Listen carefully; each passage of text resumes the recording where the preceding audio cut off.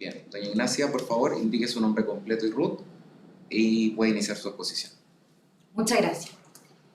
Mi nombre es Ignacia Antonia López Vives, RUT 14-435-236-K. Vengo en representación del Centro de Estudios de Derecho del Trabajo, Asociación Gremial, asociación que agrupa a abogados laboralistas. Y esta presentación se enfoca en proponer mejoras al reconocimiento del derecho y la libertad de trabajo en la nueva Constitución.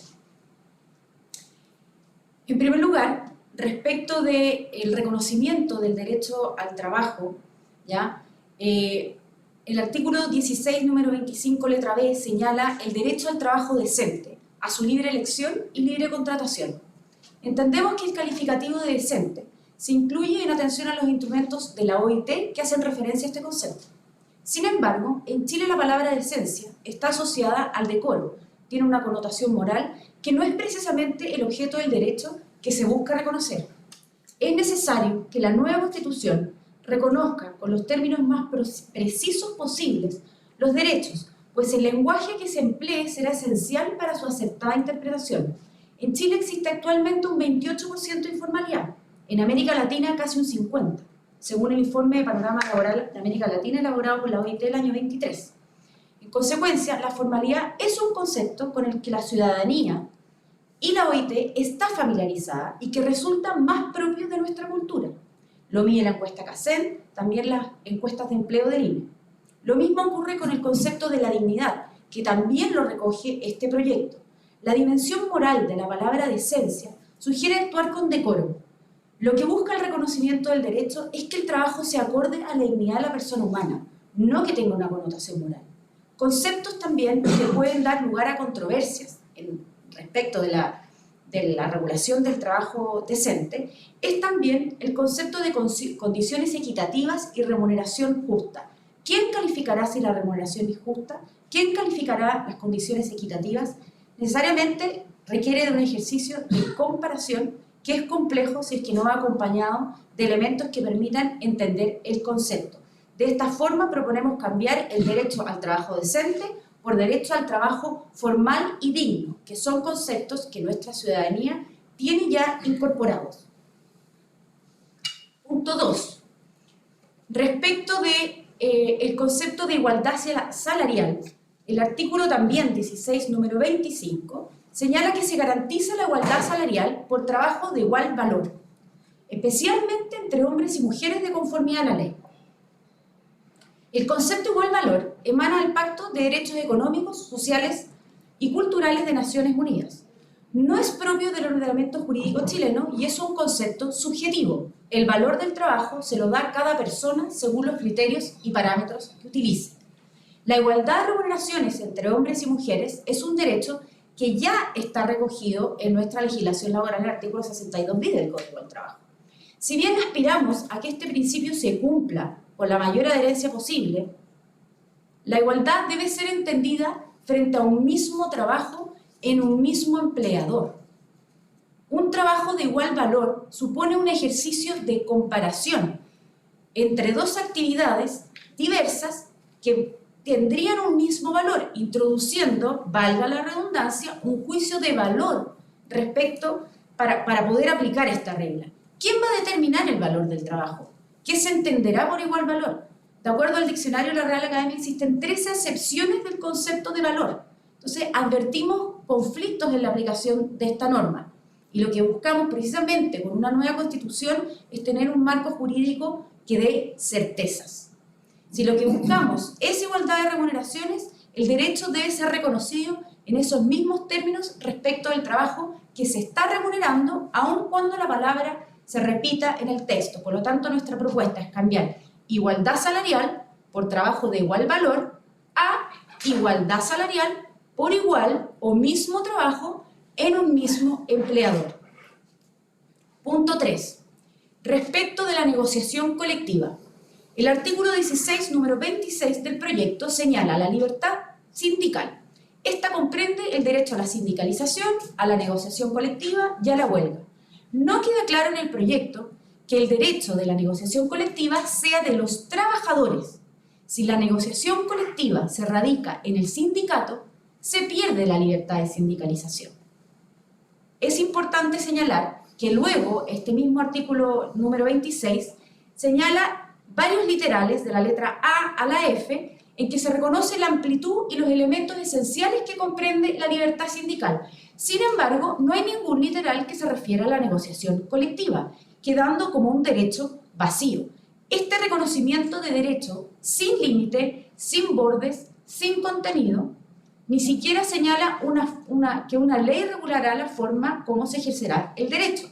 Esto generará la compleja situación que cuando la ley regule el derecho, al no tener bordes, cualquier limitación podría entenderse que será inconstitucional. Advertimos entonces una compleja aplicación de una regulación en estos términos.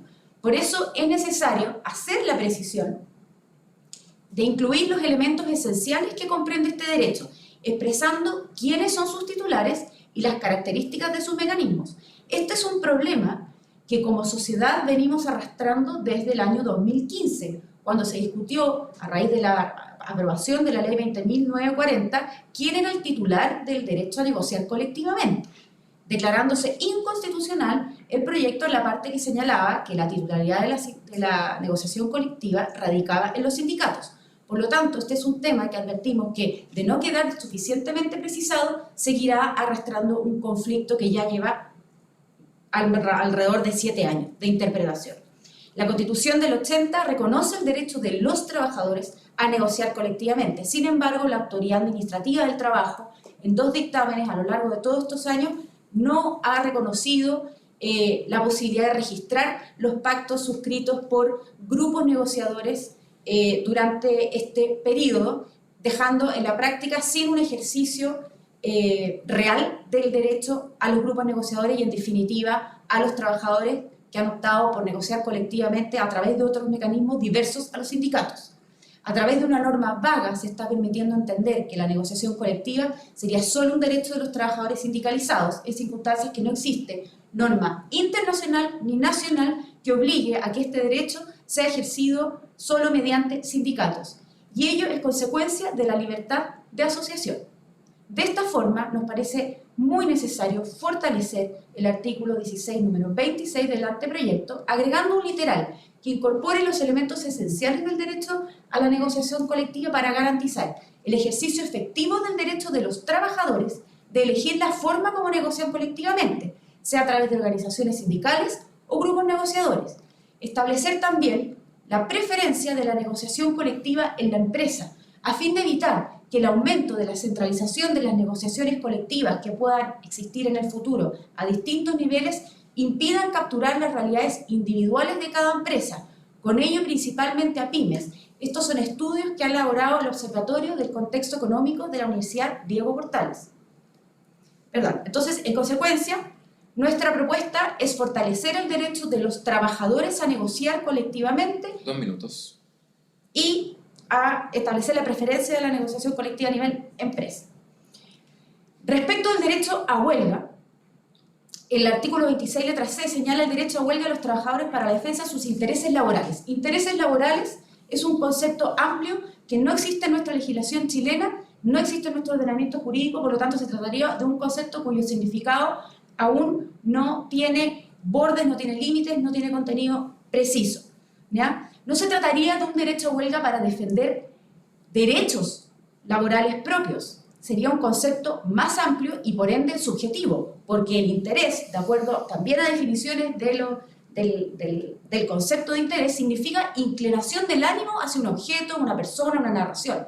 Considerando el lenguaje empleado, se entiende que la huelga estaría reconocida para proteger incluso aspiraciones o expectativas subjetivas en relación con el trabajo y no a derechos y obligaciones de las partes.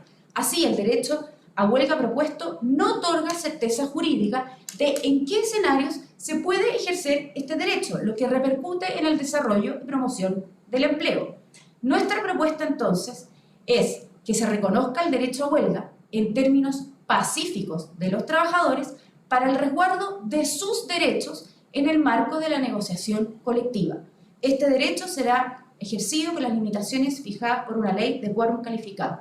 Proponemos entonces cambiar la formulación completa del derecho a huelga, pues está planteado sin ningún tipo de límite. Eso sería todo. Bien.